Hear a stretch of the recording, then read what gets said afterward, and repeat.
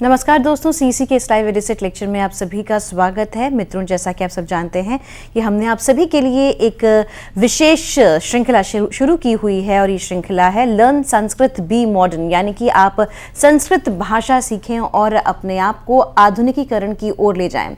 मित्रों, अभी तक हमने आपके लिए इस सीरीज के अंतर्गत, इस श्रृंखला के अंतर्गत 7 लेक्चर्स आयोजित किए हैं। ये 8वां लेक्चर है और हम उम्मीद करते हैं कि आप सभी इन लेक्चर से लाभान्वित हो रहे हैं। आपकी प्रतिक्रिया निरंतर हम तक पहुंचती है और हमारे लिए बहुत ही हर्ष की बात है कि आप इस भाषा में रुचि दिखा रहे हैं, इसको सीखना चाहते हैं।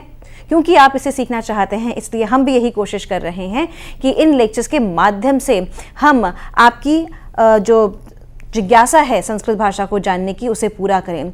मित्रों, हर बार की तरह आज के इस सेशन में भी हम संस्कृत व्याकरण पर चर्चा करेंगे। आज खास तौर पर हम बात करेंगे संधि पर और आगे चलकर फिर हम बात करेंगे कुछ ऐसे शब्दों का जो संस्कृत के शब्द हैं और आम बोलचाल की भाषा में इनका इस्तेमाल होता है। लिखित संस्कृत किस प्रकार से लिखी जाती है, इसका भी हम यहाँ पर व्याख्या करेंगे, चर्चा करेंगे।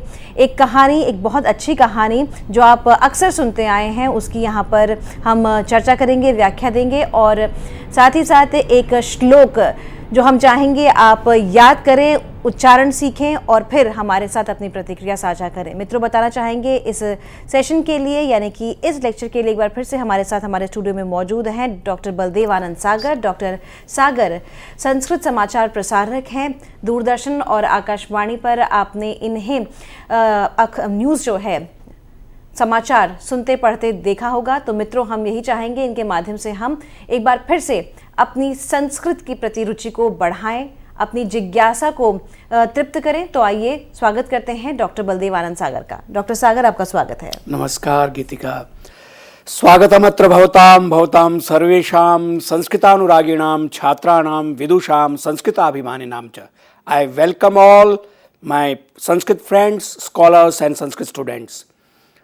हम संस्कृत इस श्रृंखला में संस्कृतम पठ आधुनिको भव, लर्न संस्कृत बी मॉडर्न, इसमें 8वें लेक्चर के प्रथम प्रकल्प में व्याकरणम, कथा कौमुदी, संभाषणाभ्यासः, गीताभ्यासेन सह संस्कृत पठनमिति भागचतुष्टयेन अग्रे सरामः। सर्वप्रथमं व्याकरणम। व्याकरणे अस्माभिः अनेकेषां शब्दानां रूपाणि प्रचालितानि, दृष्टानि, अवगतानि।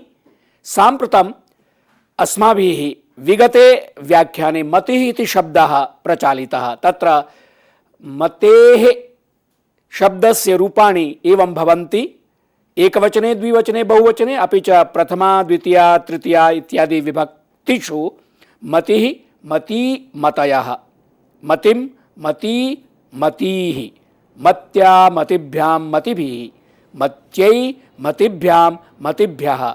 पंचमी में मत्याह, मतिभ्यां, मतिभ्यः, मत्याह, मत्योः, मतीनां षष्ठी में और मत्यां, मत्योः, मतिषु सप्तमी विभक्ति में ये रूप होंगे तीनों वचनों में। और हे मते, हे मती, हे मतयः संबोधन में। लेकिन ये हमने पहले व्याख्यान में पढ़ा सुना। अब मैंने दोबारा इसको रिपीट इसलिए किया कि अब की बार मैं आपको एक विशेष बात बताने जा रहा हूं जो पिछले व्याख्यान में नहीं मैंने बताई थी और कहा था आगे बताऊंगा कि मति शब्द या स्तुति शब्द या नीति शब्द, विभूति शब्द, ये जो ह्रस्व इकारांत स्त्रीलिंगवाची शब्द है, उनके चतुर्थी, पंचमी, षष्ठी, सप्तमी एक वचन में विकल्प से दो दो रूप बनते हैं। हम लोगों ने पहले मतये और मत्योः, मत्यै, मत्याह, मत्याह ये रूप हमने चलाया, मत्याम। और यहां हमने क्या किया है, स्तुति रूप चला दिया है, स्तुति का। तो स्तुतये, स्तुत्यै चतुर्थी एक वचन में दो विकल्प में रूप बनेंगे। स्तुत्याह, स्तुतेः, स्तुत्याह, स्तुतेः और सप्तमी में स्तुत्याम, स्तुतौ।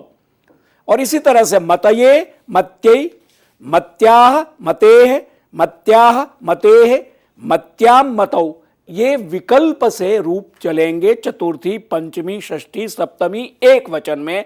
किंतु इसके सरलीकरण के लिए ये विकल्प रूप मैंने पहले आपको नहीं बताया था।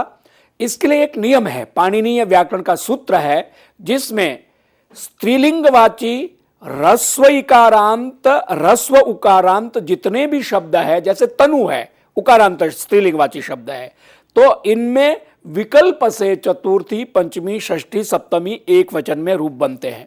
ठीक वैसे जैसे हम आजकल व्हाट्सएप स्मार्टफोन में यूज करते हैं, या हम इंटरनेट यूज करते हैं लैपटॉप और डेस्कटॉप, तो उसमें हमें कोई भी हम फंक्शन करें तो हमें सॉफ्टवेयर मिलता है जिसमें हमें विकल्प से कई एक्शंस एप्लीकेशन करने को होता है। ठीक वैसे पाणिनि जी ने ये जो शब्द रूप का एक प्रकार से सॉफ्टवेयर बनाया है, उसमें जहां स्त्रीलिंगवाची ह्रस्व इकारांत ह्रस्व उकारांत स्त्रीलिंगवाची शब्द है, उनके ही ये 4 विभक्तियों में चतुर्थी पंचमी षष्ठी सप्तमी एक वचन में विकल्प से रूप बनता है। तो ये विशेष है जो ज्यादा गंभीरता से संस्कृत का, क्योंकि जब आप संस्कृत पढ़ेंगे तो उसमें स्तुत्य आया शब्द और आपने केवल जाना स्तुतये या मत्य आया और आपने केवल जाना मतये, तो आप कहेंगे ये चतुर्थी कैसे रूप बना। तो ये जानना बहुत जरूरी है कि ह्रस्व इकारांत और ह्रस्व उकारांत स्त्रीलिंगवाची शब्दों में 4 विभक्तियों में एक वचन में विकल्प से रूप बनते हैं। इसके बारे में फिर मैं आगे आपके सामने ये बात रखूंगा।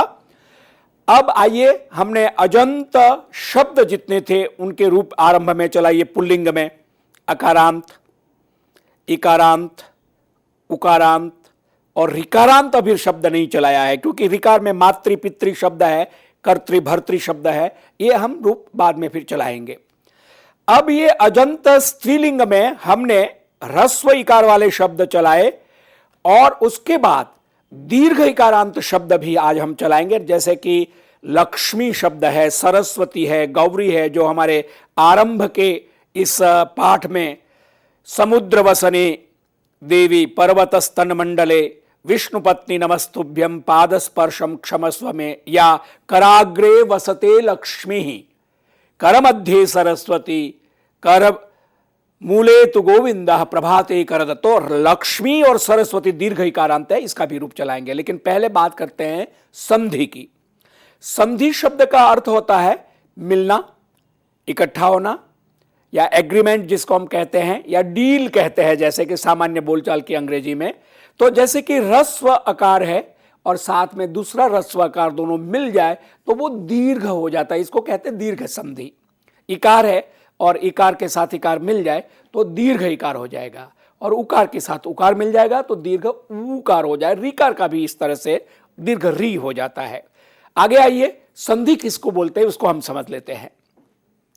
2 वर्णों की अत्यंत समीपता को संधि कहते हैं, हम ऐसे कह सकते हैं। 2 वर्ण यानी जैसे अ है और ई है, मान लीजिए सुर जमा ईशः, आगे जैसे मैंने करके आपके सामने रखा है उदाहरण। तो सुरेशः नाम है किसी का, तो पहले है सुर, सुर माने देवता, ईशा माने परम कॉस्मिक पावर, जो ईश तत्व है उसको बोलते हैं ईश। तो सुरेश किसी का नाम है, किसी का रमेश नाम है, किसी का उमेश नाम है, तो उसकी संधि अलग करेंगे, विग्रह जिसको बोलते हैं। तो सुर जमा ईश, या रमा जमा ईश, या उमा जमा ईशः, और उसके शब्द बनेंगे। तो र में जो अ है और ईश का जो ई है, वो दोनों मिलके ये गुण संधि हो गई है, सुरेशः। अभी हमने दीर्घ संधि की बात की, ये गुण संधि है। फिर रमा योग प्लस ईशः, तो आ मा में आ और ई दीर्घ, वो दोनों मिलके फिर गुण संधि हो गया और ए हो गया रमेशः, और उमा और ईशः को मिला के ठीक इस तरह उमेशः। यानी 2 वर्ण माने सुर में र में अ, रमा में मा में आ और उमा में मा में आ, ये और इनके आगे जो ईश मैंने एक ही शब्द रखा जिसके आसान हो जाए समझने में, ये जब मिलते हैं 2 वर्ण, और इसके लिए लिखा है अव्यवहित उच्चारण, माने उन दोनों का एकदम इकट्ठा होना, एक साथ बोलना। रमाईश रमेश, तो वो आ ई एक इकट्ठा हो जाए, इसको अव्यवहित टेक्निकल टर्म है। व्यवहित माने व्यवधान, ऑब्स्टेकल, अव्यवहित माने कोई व्यवधान नहीं, इकट्ठा आ और ई जब हम बोलेंगे तो रमेशः, उमेशः, सुरेशः इस तरह से बोलेंगे। तो 2 वर्ण यानी स्वर आप कहेंगे, क्योंकि व्यंजन संधि भी होती है, स्वर संधि होती है, वो हम आगे देखेंगे। लेकिन स्वर माने अजंत माने अच, अ आ ई जो मैंने आपके सामने पहले रखा, उनमें आपस में जो विकार होता है, परिवर्तन, एक चेंज आता है, आ और ई मिलके ए हो गया, आ और ई मिलके ए बन, तीनों मतलब ए का रखा। आगे में इसी तरह हिमालय, जैसे हिम आलय, तो ममे अ और आलय का दो दीर्घ संधि, हिमालय हो गया। तो ये जो एक परिवर्तन, जिसको विकार हम कह सकते हैं, उसे संधि कहते हैं। बहुत सरल है, आप समझ गए होंगे। मैं और उदाहरण आपके सामने रखूं। इस संधि के लिए कहां कहां किया जाए और कहां संधि का प्रयोग न किया जाए, इसके बारे में एक कारिका है। जैसे मैंने अव्यय के बारे में कारिका, उपसर्ग के बारे में कारिका। ये कारिका क्या है? कारिका माने करना, एक तरह से होता है। यानी पाणिनि मुनि ने सूत्र बनाए, कात्यायन मुनि ने वार्तिक लिखे और पतंजलि मुनि ने उस पर भाष्य लिखा। तो जहां जहां उनको कमियां लगी या नियम और करने, इनपुट करने की जरूरत हुई, तो उन्होंने कारिकाएं बना दी, एक नियम बना दिया और उस नियम के अनुसार इसको मर्यादित, अनुशासित कर दिया, व्याकरण को, भाषा को। तो वो कारिका है आपके सामने। संहितैक पदे नित्या, नित्या धातुपसर्गयोः, नित्या समासे वाक्ये तु सा विवक्षामपेक्षते। संहिता माने संधि, संधि का पर्यायवाची शब्द है। संहिता शब्द से आप समझ गए होंगे, कॉम्प्रोमाइज करने को भी संहिता बोलते हैं, संविद भी बोलते हैं, कई शब्द है पर्यायवाची। संहिता माने संधि, संधि शब्द पुल्लिंग है और संहिता स्त्रीलिंग है, अर्थ एक ही है संधि का मतलब। तो ये संहिता नित्या माने अनिवार्य रूप से होगी, कहां कहां? एक पदे, एक पद में नित्य होगी, माने संधि करना ही पड़ेगा, अगर नहीं करेंगे तो अशुद्ध माना जाएगा। धातुपसर्गयो हो, धातु और उपसर्ग में भी नित्य संधि होती है, माने you have to do that. और समासे, समास में भी संधि नित्य होगी। वाक्ये तु सा विवक्षाम अपेक्षते। अगर बोल यदा वयम संस्कृत संभाषणम कुर्मः तदा संधि विवक्षाम, कर्तु विवक्षा। जो बोलने वाला स्पीकर है चाहे तो संधि कर सकता है चाहे ना करे, लेकिन बोलचाल वाली संस्कृत में आप संधि अलग अलग कर दीजिए, कोई बात नहीं। लेकिन एक पद में, धातु और उपसर्ग में और समास में, इन तीन जगह पर संधि कंपलसरी करना चाहिए संस्कृत में, नहीं तो संस्कृत का वो वाक्य अशुद्ध माना जाता है। आइए, एक पद में उपसर्ग और धातु के बीच और समास में संधि करना अनिवार्य है, इसलिए मैंने इसको हिंदी में आपके सामने रखा है। किंतु वाक्य में संधि करना या न करना वक्ता की इच्छा पर निर्भर करता है, जो बोलने वाला है। यदा वयम संस्कृत संभाषणम कुर्मः तदा रामो वनम गतवान इति अहम ब्रवीमि चेत रामः वनम गतवान इत्यपि, वहां ओ को, विसर्ग को वो मैं करूं या ना करूं, वो मेरी विवक्षा पर है। इसलिए आजकल संभाषित संस्कृतस्य कृते ये जनाः प्रयत्नं कुर्वन्ति समाजे, तेषाम् अयम् आग्रहः यत् यदा वयं संस्कृत संभाषणं कुर्मः तदा वाक्येषु संदेह अभावः स्यात्, येन ये जना किंचित किंचित संस्कृतम अवगंतुम पारयन्ति तेषां कृते सारल्यम भवेत्। उन लोगों को सरलता होगी जो थोड़ा थोड़ा पढ़ रहे हैं और आगे बढ़ रहे हैं, तो संधि कम की जाए तो अच्छा है। वैसे इसका मूल रूप तो, जैसे आप कोई भी ग्रंथ पढ़े, जैसे हम गीता पढ़ते हैं, तो उसमें तो जो महामुनि व्यास की संस्कृत है वो तो संधि वाली संस्कृत है, क्योंकि वो लौकिक संस्कृत का प्रयोग उन्होंने किया है। लेकिन बोलचाल के संस्कृत में अगर हम संधि को अवॉइड करते हैं तो वो नियम भी है व्याकरण का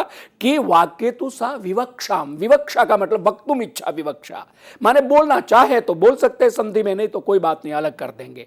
तो इसके उदाहरण मैं आपके सामने रखूं। अनिवार्य संधि कहां कहां अनिवार्य हो, माने पदगत संधि। अब इसको समझना जरूरी है, जो मैं आपके सामने थोड़ा एक्सप्लेन कर देता हूं। जैसे बालकेन, रामेण, आदित्येन, ये तृतीय एक वचन का रूप हो गया। बालक का बालकः, बालकौ, बालका, बालकम, बालकौ, बालकान, बालकेन। ये जो बालकेन रूप है ये पद है, यानी बालक जमा इन, इन सफिक्स है, प्रत्यय। इसको मिलके बालकेन बनेगा, रामेण बनेगा। इस तरह से जो रूप चलते हैं इसको पद बोलते हैं। तो पद का जब हम रूप चलाएंगे तो वहां जो संधि होगी वो अनिवार्य रूप से, माने तृतीय एक वचन में आप बालकेन ही लिखेंगे और बोलेंगे। बालक इन नहीं बोलेंगे, इसका कोई अर्थ नहीं होगा। तो ये नित्य संधि अनिवार्य कंपलसरी संधि होगी, पदगत संधि, माने एक पद में जो संधि जो बनता है शब्द उसमें आपको अनिवार्य रूप से रखना होगा। दूसरा अनिवार्य रूप संधि का है उपसर्ग और धातु के बीच में। उपसर्ग के बारे में आप जानते हैं, पहले भी इतना विस्तार से मैं आपको बता चुका हूं। प्र परा अपसम अनु अव निस्नेर दुस दूर वी आंग अधि अपि अतिसु उत अभि प्रति परि उप, ये जो 22 उपसर्ग है। और धातु जो रूप गच्छति गच्छत गच्छन्ति या पठति पठता पठन्ति आपके सामने रखा मैंने, और लकार आपको बताए हैं। तो उसमें एक एति धातु, इणगतौ धातु से एति माने जाता है, और उप उपसर्ग है उप जमा एति, उपैति, उपैति माने समीप में आता है, नजदीक में जाता है, ये इसका अर्थ होगा।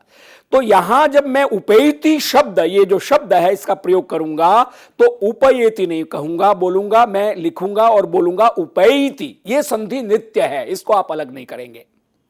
और तीसरी अनिवार्य संधि है समास में संधि। समास माने कंपाउंड, जिसको हम बोलते हैं शब्द, कंपाउंड शब्द जो होता है, जैसे सूर्योदय हम कहें, सूर्यास्त का है, तो सूर्य जमा उदय या सूर्य जमा अस्त मान लीजिए है, सूर्योदय सनराइज और सूर्यास्त सनसेटिंग जिसको हम कहते हैं। तो ये सूर्य य में अ और उदय का उ, ये दोनों मिलकर गुण संधि ओ बन जाता है, सूर्योदय या सूर्यास्त। सूर्य में अ, अस्त का अ, दीर्घ संधि हो गई। तो ये सूर्योदय और सूर्यास्त शब्द ये समास है। सूर्यस्य उदयः सूर्योदयः, सूर्यस्य अस्तः सूर्यास्तः, इस तरह से। तो ये समास वाला जो शब्द होगा उसको जब हम प्रयोग में लिखेंगे या बोलेंगे तो अलग अलग करके नहीं बोलेंगे, न लिखेंगे, क्योंकि ये नित्य संधि होगी। सूर्योदय शब्द ही प्रयोग करेंगे या सूर्यास्त जो है शब्द का प्रयोग करेंगे। इस तरह से अब कोई ये प्रश्न कर सकता है कि हमें कैसे पता चलेगा कि ये संधि नित्य है अनित्य है। तो केवल और केवल ये अनिवार्य कैसे और विकल्प कैसे संधि होती मैं बता दूंगा, और अभ्यास करेंगे और मैं भी बताता जाऊंगा आपको। तो बहुत सरल है संधि प्रकरण, जो जानना बहुत अनिवार्य है, क्योंकि संस्कृत में जो बहुत उत्साह के साथ पढ़ते हैं और आगे बढ़ते हैं छात्र और जो संस्कृत के अनुरागी व्यक्ति, लेकिन जब थोड़ा कॉम्प्लिकेशन होता है तो थोड़े निराश हो जाते हैं या उनको लगता है कि बहुत डिफिकल्ट है। ऐसा नहीं है, केवल अभ्यास, और अभ्यास के द्वारा जब हम आगे बढ़ेंगे तो सरल हो जाएगा। तो ये संधि आपके सामने हुई। अब वैकल्पिक संधि में आपके सामने रखता हूं कि कहां हम, जैसे वाक्य में पदों के बीच संधि, माने एक पद सुरेश हो गया, एक पद ग्रामात हो गया, एक पद आगच्छति हो गया। सुरेशः ग्रामात आगच्छति, सुरेश गांव से आता है। अब सुरेशः प्रथमा एक वचन है, पुल्लिंग वाची शब्द, सुरेशः अकारांत शब्द, उसका रूप चलेगा जैसे हमने सुरेशः सुरेशौ सुरेशा, इस तरह से। ग्रामात ग्रामः पुनः अकारांत पुल्लिंग शब्द है, उसका रूप ग्रामः ग्रामो ग्रामा, और पंचमी एक वचन में ग्रामात होगा। और आगच्छति, गच्छति माने जाता है, आ उपसर्ग के साथ धातु गम लगाया तो आगच्छति हो गया। वर्तमान काल में लट लकार में प्रथम पुरुष में एक वचन में, ठीक है। अब सुरेशो ग्रामाद आगच्छति आपके सामने है, यह संधि वाला वाक्य है। ऐसा भी मैं बोल सकता हूं अगर मैं चाहूं तो, सुरेशो ग्रामाद आगच्छति। अब आप कहेंगे सुरेशो श में ओ कैसे बन गया, तो ये व्याकरण में जो विसर्ग है सुरेशः बाद वाले वाक्य में, वो आगे जो ग है उसके कारण उसको रू होता है, स होता है, स को रू होता है, विसर्ग स से ही बनता है, और उसको रू को ऊ होता है, और ऊ और श का अ मिलके ओ हो जाता, सुरेशो बन जाता है। लेकिन आप सुरेशो भी कर सकते, सुरेशा भी प्रयोग कर सकते बोलचाल में। और ग्रामात में आगे आपने देखा पहले वाक्य में ग्रामादागच्छति है, त का द हो गया है। बहुत आरंभ में मैंने आपके सामने रखा था कि पंचमी में ग्रामात ग्रामाद ऐसा रूप बनेगा। तो आगच्छति का आ ये स्वर है तो त को द हो जाता है, और उसमें वो हलंत है तो वो आगच्छति के आ में द मिल जाता, तो रूप बन जाएगा ग्रामाद आगच्छति, सुरेशो ग्रामाद आगच्छति, ये भी आप बोल सकते हैं। लेकिन आप संधि अलग करना चाहते हैं तो सुरेशः ग्रामात आगच्छति। जब संधि अलग करेंगे तो वो द त रह जाएगा, क्योंकि संधि में ही वो त को जश्त्व होता है, उसकी वजह से वो द बन जाता है। तो इस तरह से ये वैकल्पिक संधि हुई। जो वाक्य जब हम बनाते हैं तो पद माने एक एक पद है, कौन सा, सुरेशः एक पद है, ग्रामात एक पद है, आगच्छति एक पद है। तो इस तरह से अलग अलग 3 पदों का, जिसको हम हिंदी में कहेंगे वाक्य, हिंदी में कहेंगे शब्द, या इंग्लिश में कहेंगे word. So many words make one sentence, so many alphabets make one word, and so many words make one sentence, and so many sentences make one paragraph. तो इस तरह से जो वर्णों से एक शब्द बना है, सुरेशः एक शब्द है, ग्रामात एक शब्द है, आगच्छति एक शब्द है, तीनों मिलकर एक वाक्य बनता है। तो पदों के बीच में, वाक्य में पदों के बीच में संधि ये वैकल्पिक होती है, और इसको हम आगे भी स्टोरी टेलिंग में और इसमें भी देखेंगे, संस्कृत जब आगे देखेंगे पद्य और गद्य, कहां कहां कैसे संधि होती है।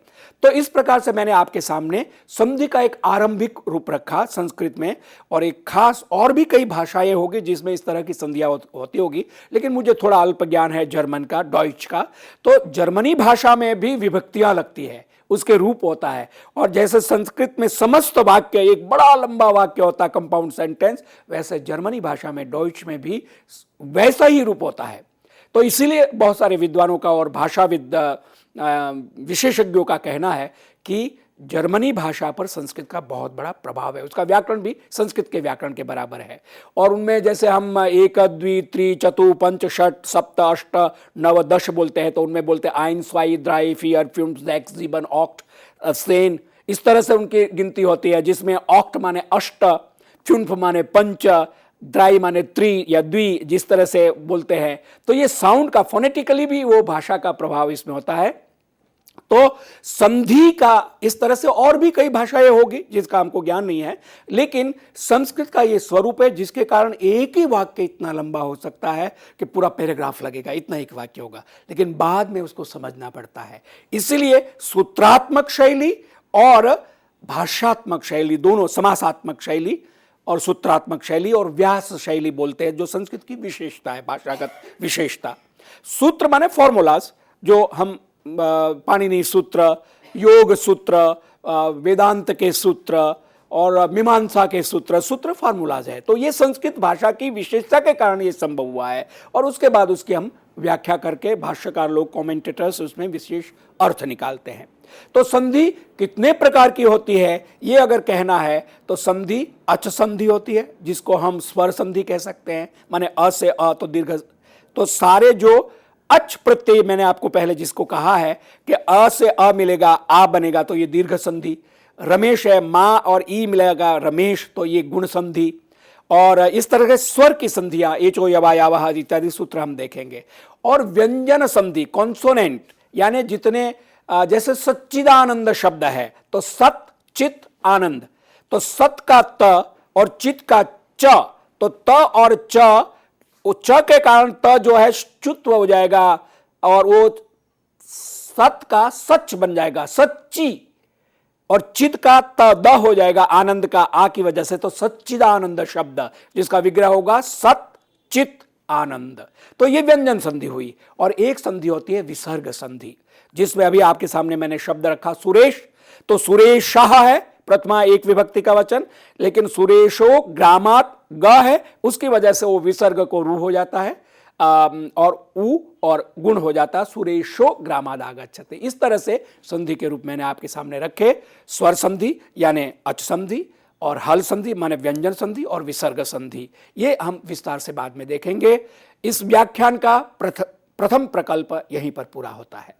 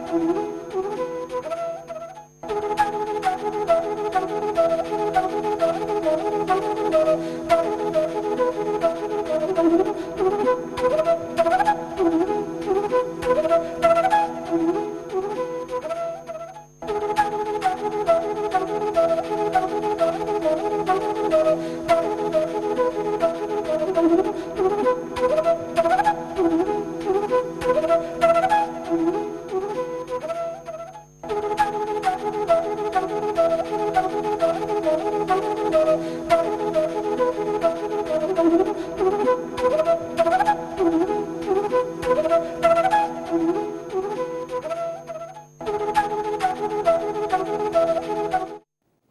लोग संधि की बात कर रहे थे, अच संधि, हल संधि, विसर्ग संधि इत्यादि। अब विस्तार से हम अगले व्याख्यान में करेंगे। आइए हम दीर्घ इकारांत स्त्रीलिंगवाची शब्दों का रूप चलाना चाहते हैं, तो एक का रूप चला लेते हैं, फिर आगे दूसरे सेगमेंट लेते हैं। लता, माला, बाला, शाला, ये रूप हमने आकारांत पहले चलाए। मति, बुद्धि, स्तुति, नीति शब्द चलाया। अब नदी शब्द लेते हैं, नदी, जननी, नगरी, नारी इत्यादि दीर्घ इकारांत। और हमारा प्रथम श्लोक, जैसे मैंने लक्ष्मी शब्द, सरस्वती शब्द, गौरी शब्द का, वो भी दीर्घ इकारांत है। तो आइए, इकारांत स्त्रीलिंगवाची शब्द नदी, जननी, नगरी, नारी, नदी के रूप ये आपके सामने है। नदी, नद्यौ, नद्यः, प्रथमा विभक्ति के तीनों वचनों में। नदी, यहाँ सुप के स का लोप हो जाएगा जो विसर्ग बनता था, लेकिन लक्ष्मी शब्द के आगे सुप का लोप नहीं होता। उसकी कारिका भी मैंने आपको 2-3 बार पहले ही बता चुका हूं मैं। और नद्यौ, नद्यः बहुवचन में। द्वितीय विभक्ति के एक वचन में नदीम, द्विवचन में नद्यौ और बहुवचन में नदीः। तृतीय विभक्ति के एक वचन में नद्या और तृतीय विभक्ति द्विवचन में नदीभ्याम और बहुवचन में नदीभिः। चतुर्थी विभक्ति एक वचन नद्यै, चतुर्थी विभक्ति द्विवचन नदीभ्याम और चतुर्थी विभक्ति बहुवचन नदीभ्यः। पंचमी विभक्ति के एक वचन में नदी शब्द का रूप नद्याः, द्विवचन में नदीभ्याम और बहुवचन में नदीभ्यः। षष्ठी विभक्ति एक वचन नद्याः, द्विवचन नद्योः और बहुवचन नदीनाम। सप्तमी विभक्ति में नद्याम एक वचन में, द्विवचन में नद्योः और बहुवचन में नदीषु। संबोधन में हे नदी, हे नदी, हे नद्यः। अब ये जो रूप है 21 और 3 संबोधन के यानी 24, उसको याद करने के लिए इसमें जो लय है, गति है, हमने तो केवल टेक्निकली इन शब्द रूपों को जाना, लेकिन जो याद करना चाहते हैं या सीखना चाहते हैं, उनको जब याद करना होता है, जैसे टेबल्स याद करते हैं अंग्रेजी में, तो बोल सकते हैं नदी, नद्यौ, नद्यः, नदीम, नद्यौ, नदीः, नद्या, नदीभ्याम, नदीभिः, नद्यै, नदीभ्याम, नदीभ्यः, नद्याः, नदीभ्याम, नदीभ्यः, नद्याः, नद्योः, नदीनाम, नद्याम, नद्योः, नदीषु, हे नदी, हे नदी, हे नद्यः। इस तरह से हम इसको चलाएंगे। इसी तरह से हम क्या करेंगे, दीर्घ इकारांत मान्य जननी शब्द है माता के लिए, तो एक अभ्यास के लिए देख लेते हैं। जननी, जनन्यौ, जनन्यः, जननीम, जनन्यौ, जननीः, जनन्या, जननीभ्याम, जननीभिः, जनन्यै, जननीभ्याम, जननीभ्यः, जनन्याः, जननीभ्याम, जननीभ्यः, जनन्याः, जनन्योः, जननीनाम, जनन्याम, जनन्योः, जननीषु, हे जननी, हे जननी, हे जनन्यः। इस तरह से बाकी रूप भी हम अभ्यास के लिए चला सकते हैं। अब आइए कथा कौमुदी सेगमेंट में चलते हैं। चतुरः काकः, ये कहानी आपने कई बार सुनी पढ़ी होगी, अमर चित्र कथा में भी पढ़ी होगी। चालाक कौवा, क्लेवर क्रो। तो वैसे ही कौवे को चालाक माना जाता है, पक्षियों में कौवे को चालाक माना जाता है। और हितोपदेश की ये कहानी है जिसमें कैसे एक चतुर और निष्णात चालाक कौवे ने अपना कार्य सिद्ध किया। एकस्मिन् वने एकः काकः आसीत्। एक वन में एक कौवा था या रहता था, जैसा भी आप। तो इसमें क्या हमें समझना है, वने सप्तमी एक वचन है, अकारांत शब्द है, और वनम नपुंसकलिंग है जिसका रूप अभी तक हमने नहीं चलाया। वनम वने वनानी, वनम वने वनानी, तो सप्तमी एक वचन में वने बनता है। एकस्मिन एक प्रोनाउन है, सर्वनाम शब्द है, सप्तमी एक वचन में। एकस्मिन वने एकः काकः, काकः अकारांत पुल्लिंग शब्द, तो काकः, काकौ, काकाः, तो काकः एक इसके अनुसार चलेगा। आसीत, आसीत आस्ताम आसन, तो आसीत एक वचन, प्रथम पुरुष एक वचन का रूप है, लंग लकार भूतकाल का अस धातु का। एकदा सह पिपासया आकुलः अभवत्। अब ये सारे इसमें जो रूप है हम सब जानते हैं, अभी तक अभ्यास कर चुके हैं। केवल सह के बारे में मैं कहूंगा कि ये तत् शब्द है, जिसका तत् शब्द नपुंसकलिंग में तत्तेतानि, तत्तेतानि सर्वनाम शब्द है, लेकिन पुल्लिंग में सह तौ ते तम तौ तान चलेगा, जिसका हम सर्वनाम का एक अलग से एक पाठ लेंगे और जानेंगे। तो वो सह पुल्लिंग, तत् शब्द माने वह, और स्त्रीलिंग में ये बनता सा तेताः, ताम तेताः, इस तरह से रूप चलेगा।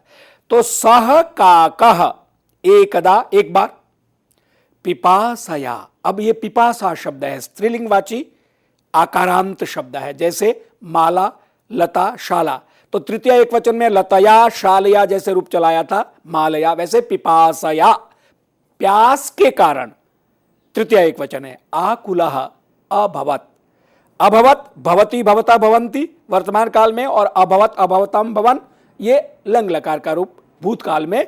तो अभवत अभवताम अभवन, इस तरह से प्रथम पुरुष एक वचन। एकदा अव्यय है, एकदा, और अव्यय का रूप परिवर्तन नहीं होता है। सदृशम त्रिषु लिंगेषु सर्वासु च विभक्तिषु वचनेषु च सर्वेषु यन्न वेति तदव्ययम के अनुसार से। एकदा सह काकः पिपासया तृष्णया, प्यास के कारण, आकुलः व्याकुलः अभवत्, आकुल हो गया, परेशान हो गया। सह जलाशयम अन्वेष्टुम वने इतस्ततः अभ्रमत्, ये भी सरल है वाक्य। सह माने सह काकः, जलाशयम, जलाशयः शब्द है तालाब के लिए, तड़ाग के लिए, अकारांत पुल्लिंग शब्द है। जलाशयः, जलाशयौ, जलाशयाः, और द्वितीय एक वचन में जलाशयम, जलाशयौ, शयौ, जलाशयान। तो जलाशयम अन्वेष्टुम, जो तालाब है, जल का आशय है, जल का कुंड है, जल का जो भरा हुआ एक गड्ढा है, तालाब है, उसके लिए अन्वेष्टुम माने ढूंढने के लिए, वन में, इतस्ततः अभ्रमत्, इतस्ततः अव्यय है, इतस्ततः माने इधर उधर। अब ये जलाशय शब्द के बारे में मुझे आपको कहना है, जल जमा आशय जलाशय। अभी हमने दीर्घ संधि की बात की, यहां दीर्घ संधि हो गई, जल जमा आशय जलाशय, और उसका रूप चलेगा। तो यहां नित्य संधि होगी, जैसे मैंने कहा संगीतेक पदे नित्या, नित्या धातु उपसर्गयोः। तो ये नित्य संधि होने से जलाशय शब्द हिमालय की तरह एक तरह से चलेगा। और वने सप्तमी एक वचन पहले भी प्रयोग आया, वने। अन्वेष्टुम के बारे में हमें समझना है। अन्वेष्टुम एष्टुम धातु है, तुमुन प्रत्यय इणगतो धातु से, एष्टुम, एष्टुम माने इच्छा करना, और अनुष उपसर्ग लगा तो अन्वेष्टुम हो गया। अनु का नु में उ, और आगे ए, उसकी संधि हो गई, उ को वह हो गया, ए में मिल गया, अन्वेष्टुम हो गया। यह संधि हम बाद में फिर विस्तार से करेंगे। तो तुमुन इच्छा अर्थ में आता है, ढूंढने के लिए, गंतुम जाने के लिए, तो ये अन्वेष्टुम है, माने ढूंढने के। जलाशयम अन्वेष्टुम, तालाब ढूंढने के लिए, वने जंगल में, इतस्ततः इधर उधर, अभ्रमत्। अब इतस्ततः में विसर्ग संधि हो गई है। इतः ततः दो शब्द है, इतः माने इधर से, ततः माने उधर से, इधर उधर वो घूमता रहा। तो वो जो त, इतस का त था, वो स बन गया त के कारण, और इतस्ततः कहां कहां विसर्ग स बनता और उ होके ओ बन जाता, वो हम विसर्ग संधि में विस्तार से जानेंगे। अभ्रमत, भ्रमति, भ्रमता, भ्रमंती, और अभ्रमत, अभ्रमताम भवन, ये लंग लकार और भूतकाल में रूप है, प्रथम पुरुष एक वचन में। तो सह काकः जलाशयम अन्वेष्टुम वने इतस्ततः अभ्रमत्, वह कौवा जलाशय, तालाब, पानी का कुंड ढूंढने के लिए वो इधर उधर खूब घुमा। किंतु सुदूरम यावत् कुत्रापि कमपि जलाशयम न अपश्यत्, किंतु लेकिन सुदूरम यावत्, सुदूरम यावत् बहुत दूर दूर तक उसने, पक्षी के साथ ये होता है कि आकाश में जितना ऊंचे जाएगा उतना दूर तक देख सकता है। तो दूर दूर तक उसने कुत्रापि कहीं भी, कमपि जलाशयम, ये जलाशयम द्वितीय एक वचन है, तो कम, किम शब्द का कम द्वितीय एक वचन का, कम अपि, कम अपि, जलाशयम न अपश्यत, उसने नहीं देखा। अब ये किंतु शब्द, इसमें भी संधि है, किम जमा तू से किंतु बनता है, म को न हो जाता है। और न अपश्यत में हमने संधि नहीं की क्योंकि ये वाक्य में अनिवार्य नहीं है, वैकल्पिक है। नापश्यत भी हम कह सकते थे, लेकिन हमने न अपश्यत ऐसे अलग कर दिया। किंतु सुदूरम, दूरम माने दूर, और सु उपसर्ग लगा दिया तो ये सुदूर हो गया, माने बहुत दूर तक। यावत अव्यय शब्द, यावत ये तक के लिए है, यावती, यावान, यावत, ऐसे यद शब्द के वतु प्रत्यय होके ये रूप बनता है, यावत, यावंतो, यावंत है, इस तरह से करके। लेकिन इसका जो अव्ययी रूप है उसमें केवल यावत ही रहेगा। कुत्रापि, किम शब्द का भी कुत्र बनेगा, सप्तमी के अव्यय का रूप है। कुत्र, यत्र, तत्र, सर्वत्र, अनेकत्र, ये सब अव्यय है, यथावत रहेंगे। और अपि इसमें संधि कर दी, कुत्र अपि भी कह सकते थे, कुत्रापि हमने साथ में जोड़ के बोल दिया। कुत्रापि, कमपि, यहां भी हमने संधि कर दी, कम अपि भी कह सकते, कमपि हो गया। कुत्रापि कमपि, कहीं भी, कोई भी जलाशय, तालाब न अपश्यत, देखा नहीं। अंते, लास्ट, एट लास्ट, सह एकम घटम अलभत। अब ये अलभत के बारे में मुझे आपको कहना है, ये लभ धातु आत्मनेपदी है।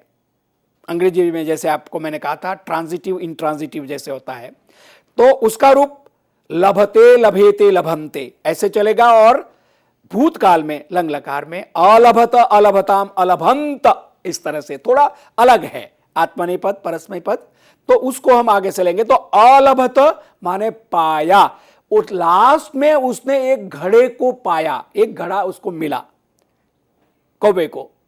घटम, घटाह, पुल्लिंग, अकारांत पुल्लिंग शब्द है, रूप चलेगा घटाह, घटाऊ, घटाह, घटम, घटाऊ, घटान। तो घटम द्वितीय एक वचन है, घड़े को पाया, लभत, लभ्या पंजाबी में जैसे बोलते हैं। तस्मिन घटे स्वल्पम जलम आसीत, उस घड़े में बहुत थोड़ा जल था। ततः, अतः स जलम पातुम असमर्थ अभवत, इसलिए वो कौवा जल पीने में, पातुम पीने में असमर्थ हुआ, नहीं पी पाया। तस्मिन, तत् शब्द का सप्तमी एक वचन, तो तस्मिन घटे, उस घड़े में, सप्तमी एक वचन में। स्वल्पम जलम, जल का विशेषण स्वल्प है। यह स्वल्प में भी अल्प शब्द है और सु आगे प्रीफिक्स है। अल्प माने थोड़ा, स्वल्प माने बहुत थोड़ा। ये संस्कृत की विशेषता आप समझ गए होंगे। अल्प तो हम बोलते ही है थोड़ा सा, लेकिन जब हम स्वल्प कहते हैं माने बहुत ज्यादा थोड़ा। तो स्वल्पम जलम आसीत, थोड़ा सा तले तक पानी था। अतः, जैसे आगे हमने इतः ततः पढ़ा, वैसे अतः इसलिए अदस शब्द से बनता है। अतः सह जलम पातुम, पातुम तुमुन शब्द पीने में, असमर्थ। अब समर्थ देखिए, सम उपसर्ग है और अर्थ ये नाउन है, नाम है। तो सम अर्थ समर्थ, और अ ये नेगेटिव अर्थ में अ आता, नहीं समास एक तरह से नहीं प्रत्यय होता है। असमर्थ माने वो नहीं पी पाने में पानी पीने में समर्थ नहीं हुआ, नेगेटिव अर्थ के लिए असमर्थ हमने प्रयोग किया। अभवत, अभवत, अभवताम भवन। अथः, अब ये अथ शब्द हम लगाते हैं यानी कि, या और, या किसी और अर्थ में, इसलिए इस अर्थ में भी अथ आता है। अथ माने इसके बाद, सह एकम उपायम अचिंतयत, उस कौवे ने एक उपाय सोचा। अब चिंत धातु है, ये चुरादि गण धातु है, चिंतयति, चिंतयतः, चिंतयंती, और ये चिंत धातु की वजह से ये सुभाषित मुझे याद आ रहा है, जो मैं आपके सामने रखूंगा। भर्तृहरि के नीति शतक का है। याम चिंतयामि सततम मयि सा विरक्ता, याम चिंतयामि सततम मयि सा विरक्ता, साप्यन्यजन मेच्छति सोऽन्यसक्तः। अस्मत्कृते च परितुष्यति काचिदन्या, अस्मत्कृते च परितुष्यति काचिदन्या, धिक्तां च तं च मदनं च इमां च मां च, धिक्तां च तं च मदनं च इमां च मां च। इस श्लोक के बारे में विद्वान लोग कहते हैं कि इसमें एक व्याकरण की त्रुटि भी है, लेकिन ये संसार का जो संस्कृत वाङ्मय का जो हम कहेंगे एक अद्भुत श्लोक है, जिसमें धिक्ताम च तम च मदनम च इमाम च माम च कह के भर्तृहरि ने अपना जो महाकवित्व का कौशल है वो दिखाया है।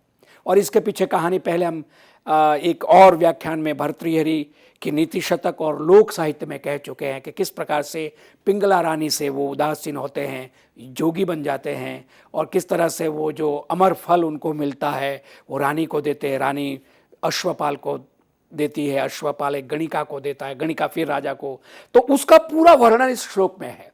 याम चिंतयामी, मैं जिसके बारे में सोचता हूं, जिस पर मैं अनुराग करता हूं, जिसका रात दिन चिंतन करता हूं, वो मेरी रानी पिंगला। याम चिंतयामी सततम मयि सा विरक्ता, वो मेरे में बिल्कुल अनुरक्त नहीं है, विरक्त है, मेरे से कोई अटैचमेंट उसकी नहीं है, मेरे को प्यार नहीं करती है। याम चिंतयामी सततम मयि सा विरक्ता साप्यन्य जन्म इच्छति, वो किसी और को चाहती है। सोन्य सकता, वो अश्वपाल किसी और को चाहता, गणिका को चाहता है। अस्मत् कृते च परितुष्यति काचिदन्या, काचिदन्या माने कोई और, यानी वो गणिका अस्मत् कृते हमारे लिए परितुष्यति, हम पे अनुरक्त है। वो गणिका ने सोचा कि राजा दीर्घजीवी हो तो अच्छी बात है, तो इसीलिए सार रूप में होकर धिक्ताम, उसको धिक्कार है पिंगला को, तम और अश्वपाल को धिक्कार है। धिक्ताम च तम च मदनम, मदन कामदेव, इच्छा, ये जो कामेषणा है, एक भौतिक अटैचमेंट की एक बात है जिसको हमारे संस्कृत के वेदांत साहित्य में या हमारे भारतीय दर्शन में अद्वैत वेदांत में इस अनासक्ति की बात या विरक्ति की बात कही गई है कि आखिर में ये सब भोग जो है क्षणभंगुर है, ये समझ के एक बुद्धिमान को जीवन जीना चाहिए। तो इस मदन माने जो इच्छाएं हैं, डिजायर है, उसको भी धिक्कार है। धिक्ताम च तम च मदनम च इमाम माने इस गणिका को, माम मुझे भी धिक्कार है, भर्तृहरि कहते हैं। तो ये एक चिंतयति जो धातु का रूप, अचिंतयत माने सोचा, सोचने अर्थ में, या बहुत डीपली एनग्रॉस्ड होकर चिंतन करने को भी चिंतयति के लिए कहते हैं। अचिंतयत उपायम एकम स काकः, उस कौवे ने एक उपाय सोचा। क्या उपाय सोचा? सह दूरात पाषाण खंडानि आनीय घटे अक्षिपत, दूर से, अब यहां पंचमी, दूर शब्द से पंचमी लगा दिया, दूरात ग्रामात जैसे अभी रूप चलाया था, वह कौवा दूर से पाषाण खंडानी। अब ये समझ लीजिए खंड शब्द उभयलिंगी है, यानी कुछ शब्द संस्कृत साहित्य के ऐसे हैं जो पुल्लिंग में भी चलते हैं और नपुंसकलिंग में, माने खंडा, खंडौ, खंडा भी कह सकते हैं, और खंडम, खंडे, खंडानी भी रूप चलेगा। अब ये कैसे पता चलेगा? केवल केवल केवल अभ्यास से, या अमरकोश याद हो, अमरकोश में ये सब निर्देश दिए गए कि कौन सा शब्द किन किन लिंग में प्रयोग और किन किन अर्थों में, और उनके कितने पर्यायवाची शब्द हैं। हमने आरंभ के श्लोकों में अमरकोश का भी संदर्भ दिया था। तो अमरकोश एक ऐसा या और कोई कोश है जिससे हमें पता चलता है कि किस शब्द का कौन सा लिंग है। तो खंड उभयलिंगी है, पुल्लिंग और नपुंसक में। तो खंडानी पाषाणानाम खंडानी, पाषाण खंडानी माने पत्थरों के टुकड़े उन्होंने लिए और आनीय लेकर घड़े में डाले, क्षिपति अक्षिपत, एवं क्रमेण जलम उपरी समागच्छत। इस तरह से बाय डूइंग सो, इस ग्रेजुअली जलम पानी उपरी माने ऊपर, समागच्छत, सम आ गच्छत, समागच्छत, अगच्छत रूप चलेगा, समागच्छत। सच काकः जलम पीत्वा सुखम अलभत, वो कौवा पानी पीकर सुखी हो गया। उद्यमस्य प्रभावेण काकः सफल अभवत, उद्यम माने जो पुरुषार्थ किया उससे कौवा सफल हो गया। उद्यमस्य प्रभावेण एव सर्वे जीवने सफलाः भवन्ति। ये मॉरल है इस स्टोरी का कि मेहनत से ही सभी लोग जीवन में सफल होते हैं। और इसीलिए महापुरुष लोग कहते हैं there is no shortcut of hard work. Hard work, मेहनत ही एक उपाय है, उसका कोई शॉर्टकट नहीं। मेहनत से ही सब काम बनते हैं। उद्यमेन ही सिद्ध्यन्ति कार्याणि न मनोरथ है। मनोरथ माने इच्छा करना, सोचना, डे ड्रीमिंग केवल करना, उससे काम नहीं बनते हैं। उद्यम से, पुरुषार्थ से काम बनते हैं। और इसके लिए कहा नहीं सुप्तस्य सिंहस्य प्रविशन्ति मुखे मृगाः। सोए हुए शेर के मुख में दौड़ के आके मृग प्रवेश नहीं करते हैं। शिकार करने के लिए शेर को उठना पड़ता है, भागना पड़ता है, रणनीति अपनानी पड़ती है और तब जाके वो शिकार कर पाता है। तो इसीलिए इस कथा में, स्टोरी में उद्यम की प्रशंसा और उद्यम की एक तरह से प्रशंसा की गई है और सराहा गया है। मेहनत करना चाहिए, मेहनत करना चाहिए। आइए अगला सेगमेंट लेते हैं, संभाषणाभ्यासः। इदानीं मया गंतव्यम, ये हमने पहले देखा। I have to go now और आई शुड गो नाउ हम कहेंगे इस समय या अब मुझे जाना चाहिए। तिष्ठतु भोजनम कृत्वा गच्छतु, रुकिए भोजन करके जाइए ऐसा कहेंगे। Please stay on, have meals and go, रुकिए भोजन करके जाइए। और अगला वाक्य न इदानीं भोजनम न करोमि, नहीं, no I won't have meals now, नहीं इस समय अभी भोजन नहीं करूंगा। यहां न और इदानीम में आप देखिए संधि चाहते तो नेदानीम भोजनम, न नेदानीम भोजनम करोमि, फिर ये दूसरा न अलग हो जाएगा, न रुकना पड़ेगा, न नहीं नहीं नहीं, इदानीम भोजनम अभी नहीं करूंगा। ये 3 वाक्य हम देख चुके थे। आगे देखिए, न भोजनस्य एषः समयः, न, no this is not the time for meals, नहीं ये भोजन का समय नहीं है। न पुनः कदाचित खादामि, अच्छा न की जगह आप नो भी और नैव भी शब्द प्रयोग कर सकते हैं। नो तो उकारांत है ही है संस्कृत में, और नैव में न एव, नहीं नहीं 2 बार जैसे कहते हैं तो संधि हो जाएगा। न पुनः कदाचित खादामि, no please I will dine at some other time, फिर कभी आए खाएंगे। अगला वाक्य, पुनः कदा मेलिष्यामः, when shall we meet again, फिर कब मिलेंगे। वाक्य है प्रश्नवाचक, भवान किम करोति, व्हाट डू यू डू, आप क्या करते हैं। अब ये भवान शब्द आपके आदर के लिए, सम्मान के लिए आता है। वैसे यू जैसे अंग्रेजी में हम कहते हैं तो वो तुम हिंदी में हम बोलते हैं, लेकिन सम्मान में हम आप कहते हैं। तो संस्कृत में भवत शब्द है जिसका पुल्लिंग एक वचन में भवान आएगा। अहम विद्यालय कार्यम करोमि, I am working in A school, मैं विद्यालय में काम करता हूं। कृपया पुस्तकम ददातु, प्लीज गिव द बुक, कृपया पुस्तक दीजिए। आगे 3 वाक्य है, तत्र राकेशः अस्ति किम, इज राकेश देयर, क्या राकेश जी है। मम वचनम शृणोतु, प्लीज लिसन मी या लिसन टू मी, मेरी बात सुनिए। भवतः का हानि, ये बातचीत में आप ये वाक्य प्रयोग कर सकते हैं। व्हाट डू यू लूज, आपका क्या बिगड़ा। तो ये सरल वाक्य केवलम अभ्यासार्थम यदा संस्कृत संभाषणस्य वयम अभ्यासम कुर्मः एतेषां वाक्यानाम एवं प्रकारेण प्रयोगम कर्तुं शक्नुमः। अंतिम सेगमेंट है गीताभ्यासेन सह संस्कृत पठनम। हम लोगों ने प्रथम श्लोक देखा था जिसमें समवेता शब्द के बारे में व्याख्या की थी, युत्सु शब्द के बारे में, मामका शब्द के बारे में और पांडु शब्द के बारे में हमने व्याख्या की थी। ये सब हम जान चुके हैं। और दूसरा श्लोक जब हमने लिया और उसका अन्वय किया था धृतराष्ट्र उवाच करके, जो धर्मक्षेत्र कुरुक्षेत्र प्रथम श्लोक का, और इसकी कहानी के बाद अब आइए हम दूसरा श्लोक लेते हैं। दृष्ट्वा तु पांडवानीकम व्यूढ़म दुर्योधनस्तदा आचार्यमुपसंगम्य राजा वचनमब्रवीत। इसके 3 अभ्यास हम कर चुके हैं, जिसमें धातु साधितम उपसंगम्य, आचार्यम उपसंगम्य, आचार्य के पास जाकर, ये क्रिया विशेषण है, गौण वाक्यांश है। इसमें दुर्योधनः आचार्यम, दुर्योधन कर्तृपद है और आचार्यम कर्मपद है। वचनम अब्रवीत, ये इसकी क्रिया हो जाएगी, क्रियापदम अब्रवीत हो जाएगा। दुर्योधनः वचनम अब्रवीत इति प्रधान वाक्यांश, ये प्रधान वाक्य है। इसमें कर्तृपद दुर्योधन है, कर्मपद वचनम है, बहुत सरल है। अब हमको क्या करना है, समासानाम विग्रहान शब्दानाम व्युत्पत्ति विश्लेषणानि च ददतु, ये स्वाध्याय है। Decipher the compounds and detail etymology and declarations of all words. तो अब हम एक एक शब्द को लेते हैं। संजय पहले भी ले चुके हैं हम। सम उपसर्ग पूर्वक जी धातु, और एक माने वादिगण में है और प माने परस्मय पदी है, अर्थ होता है to win comprehensively.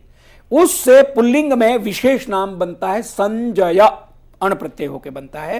He who wins comprehensively, name of the charioteer Dhritarashtra, प्रथमा विभक्ति एक वचन में संजय बनेगा। संजय उवाच, वच धातु से उवाच बनेगा। ये देखिए दो माने ये अब दूसरे गण में पड़ी गई धातु है, परस्मय पदी है, अर्थ होता टू से, टू स्पीक, टू टेल, इस तरह से। और परोक्ष भूत प्रथम पुरुष एक वचन का रूप उवाच है।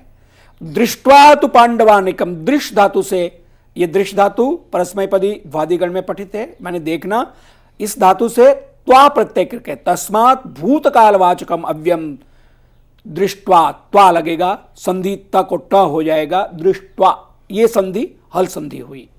ऑन सीइंग, तू अव्यय है, हाउ एवर, तू ही रूप चलेगा। पांडवानीकम, अनीकम माने आर्मी, सेना, पांडवों की सेना। इति सामासिकम नाम, ये कंपाउंड शब्द है, उसका द्वितीय विभक्ति एक वचन में पांडवानीकम, पांडवानाम अनीकम, पांडवानीकम षष्ठी तत्पुरुष। पांडवानाम, पांडु शब्द से पांडव बना, ये हम देख चुके हैं। षष्ठी विभक्ति एक वचन, पांडव, बहुवचन में पांडवानाम बनेगा। पांडोहेश इति पांडवा, एक तो ये रूप चलेगा, और एक पांडु वर्णवाची शब्द भी है, इस तरह से। और अनीकम, अनिक आर्मी नपुंसक लिंग है, उसका प्रथमा या द्वितीया में अनीकम ही बनता है। यहां द्वितीया एक वचन है। व्यूढ़म, ये शब्द है, वी उपसर्ग पूर्वक ऊह धातु है, परस्मय पदी धातु है, वादिगण में पठित है। ऊहते, ऊहेते, ऊहंते, इस तरह से चलता है। तो वी से व्यूह हो जाएगा, और प्रत्ययों के ट ह को ढ बन जाएगा, व्यूढ़म, यानी to arrange formation of army. इसको इस तरह से एक स्ट्रेटेजिकली उस सेना को बनाया हुआ है। व्यूढ़म पांडवानीकम दृष्ट्वा, तस्मात् भूतकालवाचकम विशेषणम व्यूढ़म, प्रथमा द्वितीया में भी समान रूप चलेगा। Duryodhan, eldest son of Dhritarashtra, one who is hard to fight against. Duryodhan, युद्ध धातु से योधन शब्द नाम में बनेगा, और दुर उपसर्ग से दुर्योधन माने one who is hard to fight against, जिसके साथ लड़ाई करना बहुत कठिन हो। सामासिकम नाम प्रायः विशेष नाम, तस्य प्रथमा विभक्ति एक वचन। एक दो और शब्द लेते हैं, समय पूरा हो रहा है। दुष्कर योधने इति दुर्योधना, उपपद तत्पुरुष समास में ऐसा चलेगा। दुष्कर हार्ड, डिफिकल्ट, विशेषणम पुल्लिंग में प्रथमा विभक्ति एक वचन। और योधने युद्ध धातु चतुर्थ गण में पड़ी गई आत्मनेपद धातु है, टू फाइट, तस्मात् पुल्लिंगे योधन, सप्तमी विभक्ति एक वचन। तदा, उस समय अव्यय है। आचार्यम, अभी आचार्य शब्द की व्याख्या करना बहुत समय लगेगा, क्योंकि चर धातु उपसर्ग पूर्वक आचार्यम बनेगा, और आचार्य शब्द के कई अर्थ होते हैं। इसको हम अपने अगले पाठ में, अगले व्याख्यान में लेंगे कि आचार्य शब्द का, क्योंकि आचार्य संस्कृति पूरी मानी जाती है। भारतीय संस्कृति आचार्य संस्कृति है। हमारे यहाँ आचार्यों को जो आचरण करे, जो बोले, जो कहे, उसका जीवन में आचरण करे, वे ही आचार्य माने जाते हैं। इसलिए आचरण शब्द भी आचार, चर धातु आ उपसर्ग पूर्वक से आचरण, जिसकी कदम चरण एकदम वैसे हो जैसा वो बोलता हो, माने वचन में भी एकता, आचरण में, कार्य में भी एकता, व्यवहार में भी एकता, और चिंतन में भी एकता जिसकी होती है, उसको आचार्य बोलते हैं। इसकी व्याख्या हम अगले व्याख्यान में करेंगे। आज समय पूरा हो रहा है, धन्यवाद। इसी के साथ हम धन्यवाद देना चाहेंगे डॉक्टर बलदेव आनंद सागर को। और मित्रों, हम यही उम्मीद करते हैं कि इन लेक्चर्स से आप ज़रूर लाभ उठा रहे हैं, क्योंकि इस प्रकार के लेक्चर्स कहीं ना कहीं आपके लिए एक अभ्यास सूची देते हैं, और उम्मीद करते हैं कि आप, जब हम आपके लेक्चर आयोजित करते हैं तो आप साथ ही साथ अभ्यास करते हैं। आप स्वयं से भी अभ्यास करें, और अपनी कोई भी प्रश्न हो या कोई भी सुझाव हो तो हमारे साथ साझा ज़रूर करें। हमारी ईमेल आईडी है info.cc@nic.in। जल्द आपसे फिर मुलाकात होगी, और लर्न संस्कृत बी मॉडर्न इस सीरीज़ के अंतर्गत हम आपके लिए और भी बहुत कुछ लेकर आएंगे, ये हमारा आपसे वादा है। तो हम एक बार फिर से डॉक्टर बलदेव आनंद सागर का धन्यवाद देना चाहेंगे। डॉक्टर सागर, आपका बहुत बहुत शुक्रिया।